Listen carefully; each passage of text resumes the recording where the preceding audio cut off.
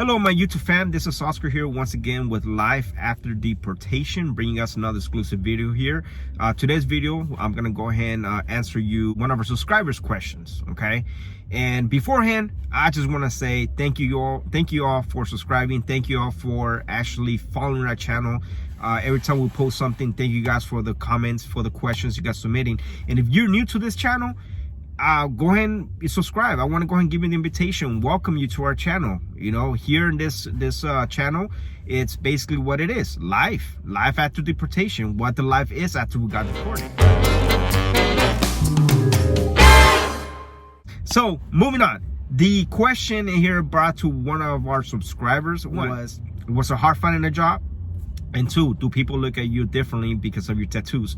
Now, those two are very great questions, okay?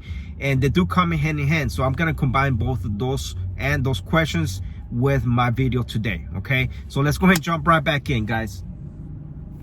So one of the questions is, was it hard finding a job? And the second question is, do people look at you differently because of your tattoos, okay? Now, I want to welcome everybody here. Thank you guys for watching us, supporting my channel. We're up 600 subscribers from the last time I had. You guys been loving and liking my stuff. Thank you for all your comments. I appreciate you guys. And I'll try to answer all and any of your questions to the best of my knowledge, to my best of my ability, I should say, either at the comment section or by bringing you a video here today. If you're new to this channel, that's self-titled Life After Deportation. What the title basically is about, what the channel is about is literally the life after deportation. You know, what life is all about. You know, how are we making a living after being deported from the States? Because I mean, as you know, we all get accustomed to one type of living. We get accustomed to the type of living here in the States, for example, the type of work, the money we come in, the income, the housing, the environment, the culture. And then you get culture shock, you know, as soon as you get deported. You know, you go to a place where probably you've never been at since you were born. You probably don't even remember any of the family members. You know, maybe they moved out of town and, you know, everybody just migrated different places. So that's what life is all about, you know. And yeah, that's what this channel is all about. This is original content. There's no skits, there's no play-by-play here. Everything is basically blunt, straight up, real life, okay? So, moving on. Okay, was it hard finding a job? Well, I mean, yes, it is hard finding a job when you're deported. And let me tell you why. You know, one is because, you know, it's the environment. You don't know where to go. You don't know what streets to go look for a job. You know, you don't know where the hiring at. You know, you don't know the hiring process. You're not familiar with the environment, okay? Another obstacle that you're facing may be transportation. How do you get from point A to point B? How do you get there? You know what I mean? Another obstacle is paperwork. You know, how do you know, or how do you have employers know that you're a legal Mexican? Believe it or not, there's a lot of expats that are in Mexico illegally. You know what I mean? Believe it or not, there are illegals in Mexico, whether it be on Southern Americans, it could be Americans, it could be Europeans, it could be Chinese, Asian. Believe it or not, there are illegals living in Mexico. And you will ask, like, well, why would you be in Mexico illegal? Believe it or not, you know, there are. But anyways, moving on to the original question. Yes, it is hard to find a job. Like I mentioned, there's different obstacles that you face. You know, imagine someone just grabbing you, you know what I mean, from your comfort zone and then dumping you in a place you've never been at before. You know what I mean? That's culture shock. You have nowhere to go to. You have no home. You have no legal paperwork that, you know, justifies your presence in a different country, except for a paper that says, hey, you're from Mexico, and I says that you're Mexican, and therefore you're Mexican, and you're gonna drop your ass off to Mexico. You know what I mean? So yes, it is hard finding a job. You know, believe it or not, it is hard finding a job. But if you're eager about finding a job, and you're eager about, you know, taking care of business and staying focused and doing what you got to do, then absolutely you are gonna struggle. There's no way to sugarcoating it. You know, I'm pretty sure with a great struggle, there's gonna be a great reward. You know what I mean? Not necessarily I'm saying, you know, go beg, get on your knees, scrape your knees, and, you know, you have a better struggle. No, that's not what I mean. I mean that once you struggle and you know the reward at the end of the day, you feel good about yourself, so there is going to be struggles finding a job here in TJ or anywhere in Mexico. I remember myself, real story is that when I first landed in Mexico, everybody was telling me, dude, go to Telvista, go get hired to Telvista. And I was like, Telvista? What the fuck's Telvista? I don't know nothing about television. I thought they were saying Televisa, and I was like, the fuck? I was like, I don't even watch novelas. You know what I mean? So that's why people were saying, go to Telvista. So one day I was like, okay, how do I get there? I had no money for my bus fare. I had no money, so I walked about, I want to say about 6-7 miles from the place where I was staying at, all the way to Telvista. I remember me walking inside the office, hella sweaty, because again, I was walking, 6-7 miles from the place I was staying all the way to Telvista. I didn't know transportation, I didn't know the route. I just knew because someone told me how to get there. They wrote me a little map, and they told me, the places you're gonna go by, So I walked in and I said, hey, I'm here to apply for a job. And they're like, okay, have a seat, fill this little chart questionnaire in, and we'll call you. Well, once you're done with the questionnaire, bring it to me, and then we'll call you in a minute. Little questionnaire, just asks us simple basic information, your full name, your date of birth, where do you live in the States, are you fluent in English, are you can you read and write in English, can you hold a good conversation in English, how much Spanish do you know, because believe it or not, a lot of deportees, or a lot of people that were brought in the States, let's face it, how much Spanish do we use on a daily basis when all we do is speak English? So your Spanish may not be all that great. Like my Spanish sucks. Finding a job in Mexico, it is kind of tough. I was a mechanic in the States, and I wanted to go, pursue the same trade, the same skill trade, whatever you want to call it, that I was already in the States. Why? Because that's what I knew, right? So I remember myself going door to door to every single mechanic shop. Be like, hey dude, you guys need help? It's like, I don't have my own tools, but this is what I can do, and this is what I cannot do. I can do this and that, And I remember a lot of mechanic shops were telling me, no, it's like, we're not hiring, dude. It's like, it's just a mom and pop shop. And I was just going from door to door asking for jobs, asking for work, and no one was hiring. And I was like, you know what? I don't want to work at a call center, dude. I was like, for what? I was like, that's not my environment. So I wanted to go work at a grocery store. Why? Because I worked at a grocery store before in the States, so at the warehouses. So I was like, you know what, let me just go work at a grocery store, maybe get a warehouse. Little did I know that, and this goes to the second question, this actually moves me to the second question. Okay, my second obstacle of me finding a job is because I had tattoos. Okay, I have tattoos on my sleeves. If you guys can see, I got tattoos right here.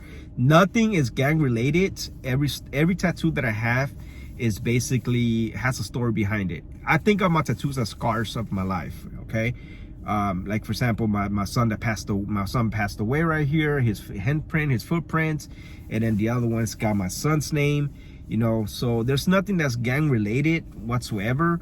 But for some reason, Mexico, or the culture you want to say, is they have some type of prejudice against people with tattoos. I'm not sure why, and I still don't know why, to be honest with you. Why people, well, I want to say the natives, okay, or the old school people. I want to call them the old school people because they're not that open-minded, as you will. And it gets me every single time, and it gets me so frustrated that a lot of Mexicans are not open-minded to people having tattoos. It's art, you know what I mean? Yeah, if it's gang related, it's gang related, you know what I mean? You have a reason why you got it, you know what I mean? But then again, that's not a reason why someone should judge you. You know what I mean? You need to get a job, and why? To survive. Okay, you don't want to give me a job because I have tattoos? What the fuck you want me to do? You want me to stick you up and rob you? You know what I mean? So what do you want me to do? You want to be a productive member of society, or do you want me to freaking, go over there and go commit crimes? You know what I mean?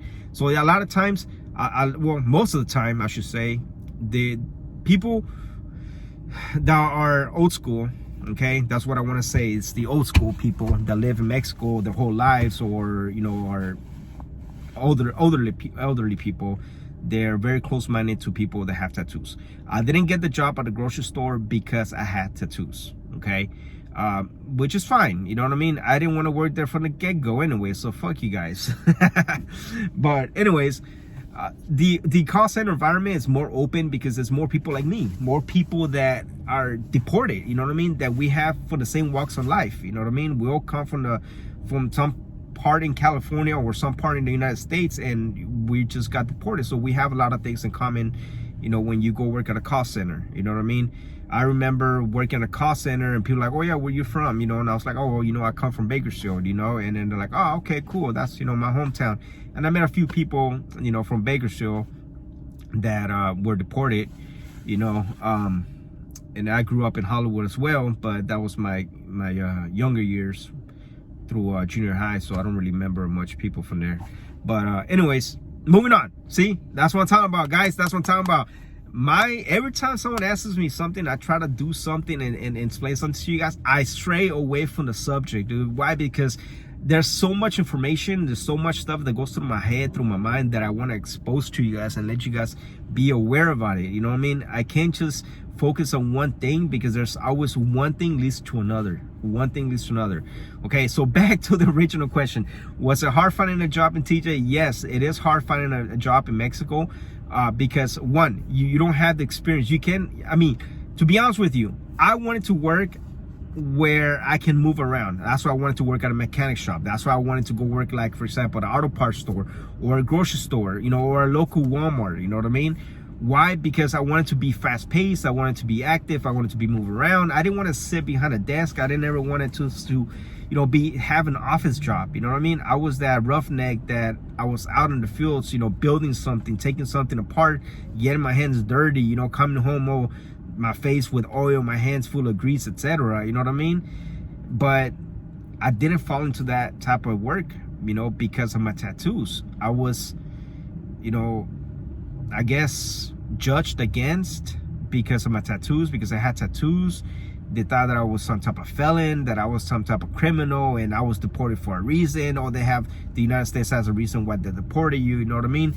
So there's a lot of factors to play into that, you know. And on top of that, another reason why I didn't get hired at a grocery store or a Walmart or a mechanic shop is because I didn't have Mexican work experience.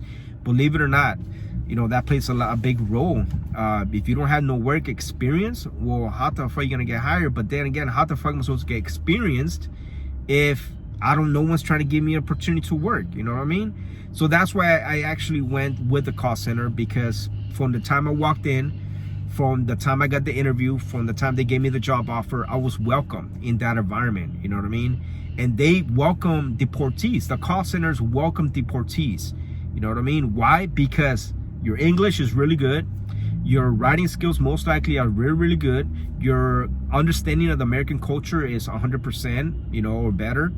I'm sorry, take it back. Your understanding of American culture, it's very understanding. So you can relate to someone that, you know, lives in California, dealing with whatever issue they're dealing with, you know, whether it be customer service, some type of bill collection, or, you know, whatever campaign you go with at a call center, so that, you know, you have that feedback, you have that experience because you lived in the States, you know what it is. Opposed to hiring someone that's Mexican and never been in the United States, they probably learn English from watching Sesame Street or from taking English classes at their high school. You know what I mean? So there's, you know, there's that language barrier right there. You know, if you, for example, if I come from the States and I've been in the States for 20 years, my English level is like this high, most likely, right? Compared to someone that's Mexican and they've learned English watching TV, you know what I mean? And, you know, by just regularly, you know, going to school, learning English in school, it's that conversational English level is not the same. You know what I mean? It's not the same. And I mean, if you're in the States and you call, for example, you call, I want to say Metro PCS, for example, or you call AT&T or your cell phone company, who picks up on the other line? Who picks up that phone? Someone in India, right? Maybe someone in the Philippines, you know what I mean? Or you might get a Hispanic person, you know what I mean? Well, that's someone in Mexico, you know what I mean? So you understand, you might be able to relate to that English barrier, you know what I mean? I mean, when I was calling people, when I was living in the States and I had a problem with my cell phone bill, whatever case may be, I was speaking to someone in India, you know what I mean, or the Philippines. And I'm like, dude, I was like, understand where I'm coming from, you know what I mean? They couldn't understand. So that's why it was much easier to get a job out of call center, because everybody there is deported. Well, the majority of them is deported, you know what I mean? Then you do have the, you know, the people that the natives that actually went to school, they went to college, graduated, they have some type of degree in ¿cómo se llama? Ingeniería de empresas empresariales, some shit like that. I don't know, dude. Some fancy title that don't mean shit. But anyways, so, but yes, finding a job in Mexico, it is gonna be tough. I'm not gonna sugarcoat it, guys. You know what I mean? But stay optimistic, stay positive. You know what I mean? And you'll get through this, guys. You get through this. You know what I mean? And one day you're just gonna look back and be like, God damn, you know, I had it rough, but then again, you know, I got it made. You know, you have it made because you paved your own way to it. You know what I mean? Now, going back to the tattoo scenarios. Nowadays, I'll tell you what, I've been here for 10 years already, right? I've been deported for 10 years. So I know a little, one or two things here about Mexico, right? One thing I do notice is that your Spanish, if it's not 100% top notch to the locals, you will be spotted right off the bat. They're gonna call you güero, they're gonna call you pocho, whatever they want to call you, el cholo. What else they can call me? They call me el like I said, they call me el güero, they call me el cholo, they call me what else they call me? Shit, I forgot what other names they call me that I don't really pay attention to no more, to be honest with you. But yeah, so if your Spanish is not all that great, you will be noticed. You know, there's a distinct, if you see someone, the way they carry themselves, you can tell right off the back that person was in the States or not. You know what I mean? Or was that person that got deported at one, you know, previously. You can tell someone apart. You know what I mean? So when I'm saying that is when I walk into a store, you know, whether it be a restaurant, it could be a grocery store, it could be a little retail shop, and I ask for something and I need assistance, my Spanish is not gonna come out the greatest. I will stutter, I will get my words mixed up, and they will, you know, point me out, be like, oh, you're not from here, huh? I was like, I am from here, motherfucker, I'm Mexican. Oh, ¿por qué no hablas bien el español, pues? No, porque no lo hablo bien, por eso. ¿Y qué tienes? ¿Me entiendes o no me entiendes, verdad? Okay, entonces, pues let's move it on, you know? So anyway, so that's a lot of things too, you know, you will get, or you'll be called on because you don't know Spanish very well, and they tell them, pinche mexicano con nopal en la frente, you know what I mean? You don't know Spanish, like, motherfuckers, like, who cares if I don't know Spanish? So I got so tired of people telling me, it's like, oh, you don't know Spanish, so this is what I tell them, right? I'm like, and you don't know English, and you grew up in Tijuana, and you grew up in a border town, like, everything's English. Hasta manejan dólares aquí, güey, y tú no sabes inglés? What the fuck, you know what I mean? So with the same token, I give it back to them, and then they stop. You know what I mean? Another thing with the tattoos, right? They're like, oh, you were probably deported because, you know, you were a criminal, you were committing crimes, and, you know, no te portaste bien, so that's why you got deported. Like, no, motherfucker, you don't know my past. You don't know my history. You don't know why I'm deported. And you don't even know if I could go back, dude. It's like I have a voluntary deportation. I could go back if I want to, but I mean, I'm not gonna lie, dude, I ain't got no money to go back, so. But if I really wanted to go back, I could go back. All right, so that's the thing, you know what I mean? Tattoos bring you out, send you out. You're gonna get you know, they're gonna look at you twice, dude. I've gone to the point where, dude, I will go to Walmart shopping. I will go to like Calimax, Soriana, which is grocery store here in TJ, and the security guards will fucking follow me, dude, left and right. They will follow me. I will go down one aisle, get my stuff in a little grocery basket, and they will follow me still. And, you know, at first, I'm like, you know what, dude, if I ain't doing shit, dude, I ain't got nothing to worry about. I ain't got nothing to, you know, be intimidated by. So why am I gonna get upset? But it comes to a point, which is you're just like water, you know, you got your boiling point. I had to freaking put this stop to this dude. I'm like, hey, dude, it's like, ¿por qué me persigues? ¿Crees que te voy a robar? ¿Qué crees que voy a robar algo de la tienda o qué? ¿Qué güey? And they're like, no, es que nada más estás haciendo mi trabajo. I was like, pues hazlo bien, carnal. Hazlo bien, porque no estás persiguiendo a alguien que no te va a robar.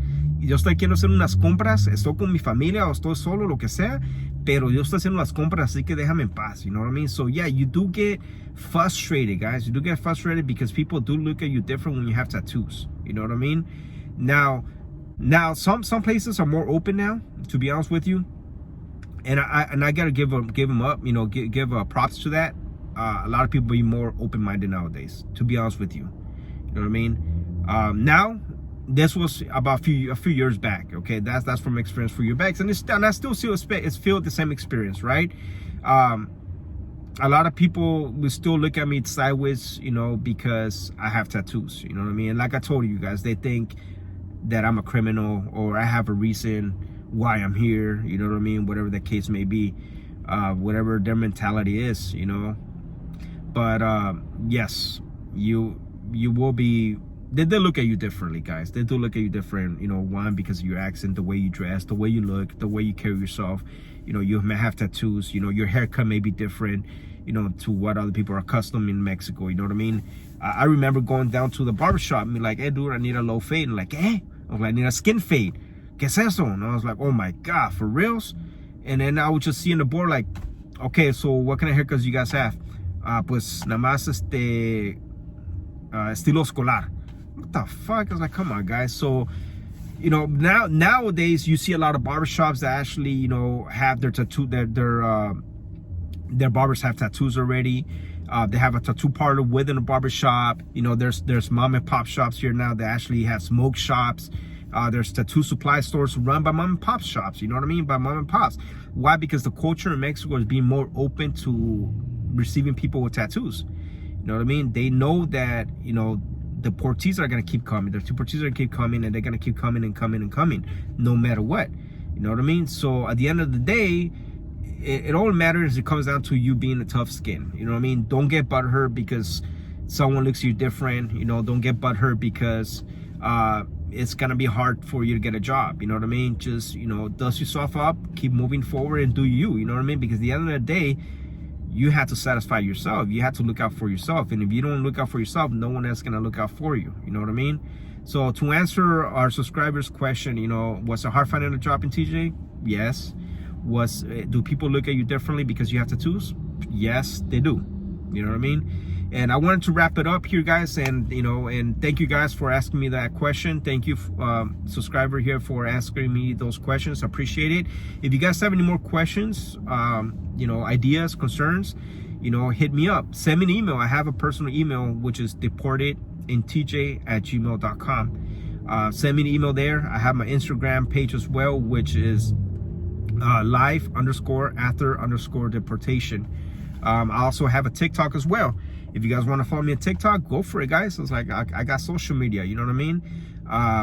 Keep asking those questions. And again, if you're new to this channel, subscribe.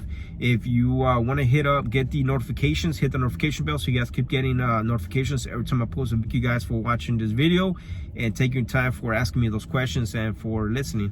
Again, thank you guys. You guys have a good day.